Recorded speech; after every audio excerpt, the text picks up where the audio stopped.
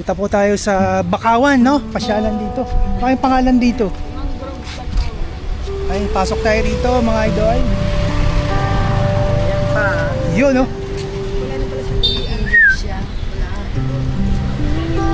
Ito po, oh. Roots for Boracay. Okay.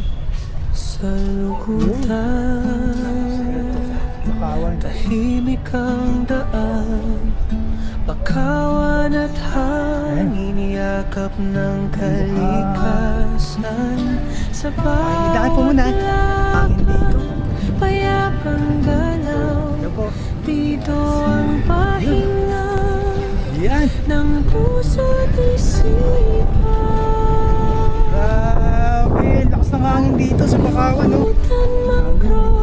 Mga bahay rin sa taas, oh. Paupahan yata. Sa lilim ng bakawan, ganda ito. Oh, drone siya. Human drone. Ano mga kuya? Kaya dyan, anong mga isda? Iba't ibang klaseng isda dito. Maraming species of fish kasi ito mangrove itlogan. Familiar sa mangrove itlogan ito ng mga isda. May dalawang klase po ito. May tinatawag niya babae, may tawag na lalaki. Ito sa local name is bakaw, ang pag-atpan sa lalaki na. Magkakaiba niya yan sa roots.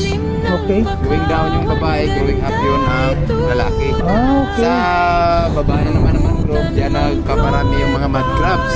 Ay, sorry po. Sa lalaki naman, yung mga fish, mga species of fish.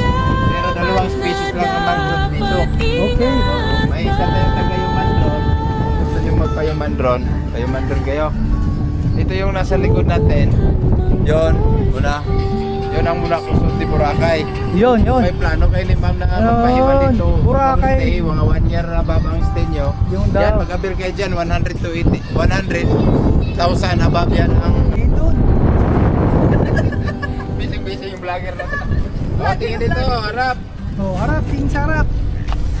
Okay.